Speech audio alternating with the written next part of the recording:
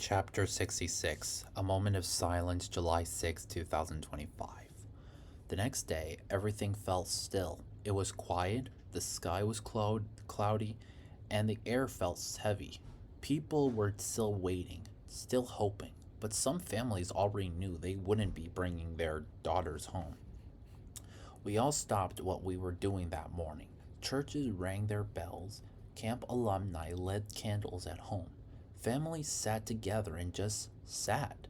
There were no words that could fix what happened, but there was something powerful in the silence, in the love. We took a moment of silence at 10 o'clock a.m. Just like so many others across Texas, some prayed, some cried, some just looked out the window and thought about all the memories those girls had made at Camp Mystic. Swimming in the river, singing songs, writing letters home, laughing in their cabins. We thought about Lila and Elise, the other girls still missing.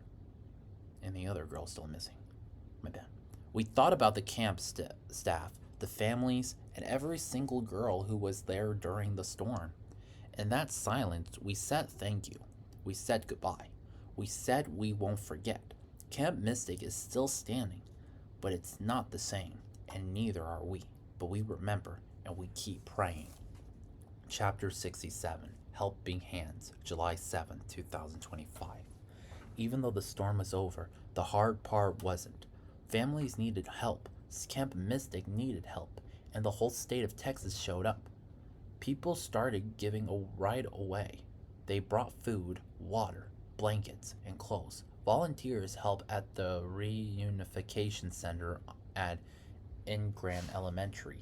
Churches opened their doors. Some businesses in Carville gave out free meals and places to stay. Camp alumni from all over the country began raising money online to support the families. They said things like, Mystic gave us so much, now it's our turn.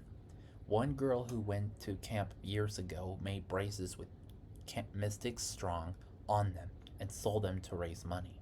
Another family started a GoFundMe for the campers who lost everything.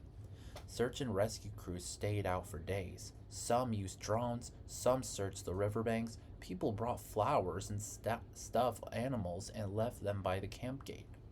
Even kids helped. Some made cards, others packed card boxes. Everyone wanted to do something. The Mystic community didn't give up. Even in heartbreak, they kept loving, helping, and believing. Because when something this hard happens, the only way to heal it is together. Chapter 68, The Spirit of Camp Mystic, July 8, 2025. Even though the camp was quiet now, the memory still spoke loud. Camp Mystic had always been more than just a camp. It was a place full of love, faith, and friendship. It was where girls sang under the stars, best made best friends, and felt like they truly belonged. Every day started with a prayer. Girls wrote letters home, decorated their trunks, and wrote their mystic colors with pride. There were fun camp games, swimming in the river, singing around the campfire, and quiet chapel moments that touched the heart. Many campers came back every summer. Some had moms and grandmas who went too. Mystic was part of their family story. Even after the flood, those memories didn't go away. People post old pictures and videos online. They shared their favorite camp songs and stories. They talked about how Camp Mystic helped them grow up, trust God, and believed in themselves. One former camper wrote, Mystic taught me how to be strong, how to pray, and how to love others. I'll carry that forever. Even when the buildings are damaged, the river looks different. The spirit of Camp Mystic is still here, in the hearts of every girl who ever walked through those gates. Chapter 69, Honoring and Rebuilding, July 9, 2025. After the flood, the question on everyone's heart was, what now? The sadness was still fresh. Families were still grieving, but people knew they wanted to do something, not just to remember the girls they lost, but to keep the heart of Camp Mystic alive. Families and alumni started planning a memorial garden near the front gate of the camp with flowers, benches, and a stone that says, "In loving memory of our mystic sisters, forever in our hearts." There was also plans for a quiet chapel space by the river where people could sit, pray, and reflect. They said it should be peaceful, a place where girls can feel close to God and close to the ones they missed. Even though so much was destroyed, the owners said they want to rebuild. People offered to help with money, supplies, and their time. Volunteers signed up to clean, fix, and restore what was lost. A lot of former campers said they'd do anything to help. One of them said, "We own it to the girls. Mystic gave us so much. Now we give back." No one knows how long it will take, but they do know that Camp Mystic will rise again.